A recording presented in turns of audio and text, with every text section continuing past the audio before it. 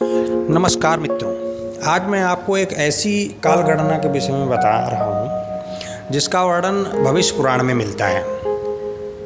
समय की एक सबसे छोटी इकाई से लेकर जो दिव्य युगों तक जाता है, ऐसी काल गणना है ये। तो आइए शुरू करते हैं। एक निमिष बराबर जो होता है एक पलक के गिरने से, जो पलक हम झपकाते हैं उसके गिरने से उठने का समय। अब देखिए कितनी जल्दी ये प्रक्रिया होती है कि पलक गिरती है और उठती है। ऐसा नहीं लगता कि हमको आगे से दिखना बंद हो गया है। तो जो समय होता है उसको एक निमिष कहते हैं। एक निमिष में ऐसा होता है। तो एक निमिष बराबर 18 एक बार पलक का गिरना और उठना, ये एक निमिष होता है। ऐसा 18 बार जब होता है, 18 बार पलक गिरती है, तो उसके एक काष्ठ कहते हैं उसे। एक काष्ठ बराबर 18 बार पलक का गिरना। और एक कला बराबर 30 काष्ठ 8 सेकेंड। एक कला बराबर 30 काष्ठ होता है, या 8 सेकेंड का समय जो होता है वो उसे एक कला कहते हैं। इसके बाद में एक क्षण। एक क्षण तो हमने सुना ही होगा कि एक क्षण, अब तो नहीं कहते हैं, पहले लोग कहते थे एक क्षण रुको, एक क्षण में ऐसा हो जाएगा। तो एक क्षण बराबर 30 कला होता है, या मिनट में बोलेंगे तो 4 मिनट होता है। एक क्षण बराबर 4 मिनट या 30 कला। इसके बाद एक मुहूर्त। एक मुहूर्त बराबर 12 क्षण। 12 क्षण या 48 मिनट। एक मुहूर्त जो होता है वो होता है 48 मिनट। मुहूर्त भी हम लोगों ने सुना होगा कि एक मुहूर्त जो शुभ मुहूर्त में होते हैं वो उनका परिणाम भी अच्छा ही होता है। तो ऐसा शादी विवाह में भी अक्सर सुनते हैं लोग हम। तो एक मुहूर्त बराबर 48 मिनट या 12 क्षण। वहीं पे एक दिन बराबर 30 मुहूर्त। एक दिन में 30 मुहूर्त होते हैं, और एक दिन 24 घंटे का होता है। एक दिन रात मिला के 24 घंटे का होता है। एक महीना, एक महीने में 30 दिन रात होते हैं, या 720 घंटे में कह लीजिए। और एक ऋतु 2 महीने की होती है। और एक अयन में 3 ऋतुएं होती हैं। जो 3 ऋतुओं का समय होता है, अर्थात 6 महीने का कह लीजिए कि 6 महीने बराबर एक अयन। और एक वर्ष बराबर 2 अयन। मतलब 6 ऋतुएं हो गई। एक वर्ष में 6 ऋतुएं हो गई। और एक दिव्य वर्ष।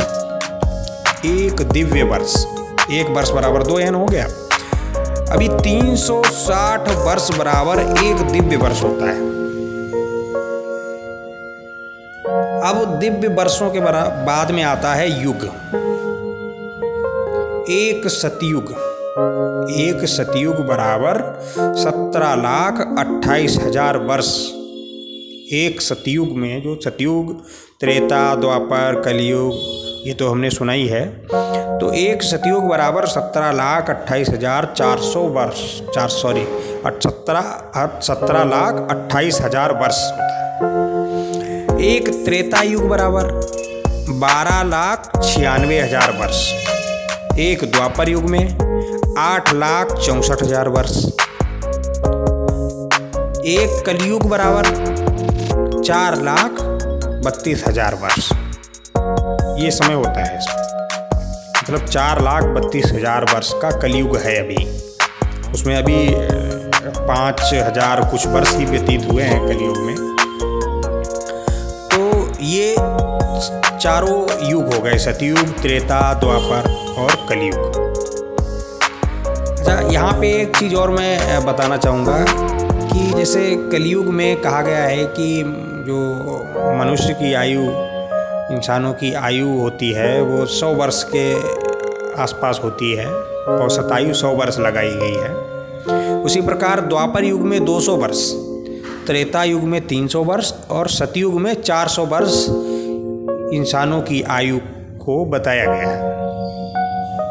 इसके बाद आता है एक महायुग, मतलब ये चारों युग, सतयुग, द्वापर, त्रेता और कलयुग, ये चारों युग मिला के एक महायुग बनता है। और एक महायुग ही एक देवयुग होता है। ये चारों युग मिला के एक देवयुग होता है। ऐसे ही 1000 देवयुग मिला के ब्रह्मा का एक दिन होता है। ब्रह्मा जी का एक दिन 1000 देवयुग के बराबर होता है। और दिन रात को अगर कैलकुलेशन करेंगे तो 2000 देवयुग हो गया। तो ब्रह्मा जी का एक दिन रात मिला के 2000 देवयुग।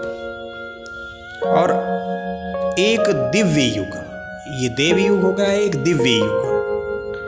अब एक दिव्य युग जो है 12,000 देवयुग के बराबर होता है। एक दिव्य युग बराबर 12,000 दिव्य वर्ष, क्षमा करें, 12,000 दिव्य वर्ष। एक दिव्य युग बराबर 12,000 दिव्य वर्ष। दिव्य वर्ष मैं बता चुका हूँ, एक दिव्य वर्ष बराबर 360 वर्ष। जो वर्तमान में वर्ष की गणना हम लोग करते हैं, वही वर्ष जो है 360 वर्ष मिला के एक दिव्य वर्ष बनता है। ऐसे ही 12,000 दिव्य वर्ष मिला के एक दिव्य युग होता है जाके, ठीक है। और एक मनवंतर बराबर 71 दिव्य युग। एक मनवंतर में 71 दिव्य युग होते हैं। ऐसी काल गणना भविष्य पुराण में लिखी है, जिसे हम सभी को पता होना चाहिए, आगे आने वाली पीढ़ी को बताएं, ताकि जानकारी एक के बाद एक ऐसे बढ़ती रहे और सनातन धर्म ऐसे ही प्रगति करता रहे। सनातन धर्म से जुड़ी हुई जानकारियाँ एक दूसरे पीढ़ी को पहुँचाना बहुत ही आवश्यक है। वर्तमान समय में जो विधर्मियों द्वारा जिस तरह से माहौल बनाया गया है, तो उसकी वजह से थोड़ा सा जानकारी का अभाव हो गया है। लेकिन अगर हम लोग जागृत रहेंगे, जागरूक रहेंगे, तो ऐसी जानकारी आगे बढ़ती रहेगी और कोई विलुप्त नहीं कर पाएगा। अच्छा, एक चीज़ यहाँ पे मैं और जोड़ना चाहूँगा। पितरों का एक दिन, जब हमारे यहाँ कोई एक्सपायर हो जाता है, जो स्वर्गवासी हो जाता है, देहावसान हो जाता है जिसका, तो जब वो उसकी आत्मा, जो जीव आत्मा होती है, उसकी यात्रा होती है यमगणों के द्वारा। जब वो कहीं ले जाए जाते हैं, तो उनका जो दिन होता है वो हमारे एक माह के बराबर होता है। एक दिन रात एक माह के बराबर होता है। शुक्ल पक्ष में रात्रि होती है और कृष्ण पक्ष में दिन होता है। अच्छा, देवताओं का एक दिन रात मनुष्यों का एक वर्ष के बराबर होता है। हमारा जो एक वर्ष होता है वर्तमान में, उसके बराबर उन देवताओं का एक दिन और रात होता है। मतलब उत्तरायण में जब सूर्य भगवान जो है उत्तरायण में होते हैं, तो देवताओं का दिन होता है, और दक्षिणायन में जब वो होते हैं तो रात्रि होती है। ऐसा भविष्य पुराण में वर्णन है। बहुत बहुत धन्यवाद समय देने के लिए। आप सभी से अनुरोध करना चाहूँगा कि आप वीडियो को लाइक, शेयर या सब्सक्राइब करें, ताकि मुझे उत्साह हो ऐसी वीडियो बनाने के लिए और सनातन धर्म और आप सबकी सेवा कर सकूं। मुझे बहुत ही गौरवान्वित महसूस होगा अगर मैं ऐसा कर पाया तो। धन्यवाद।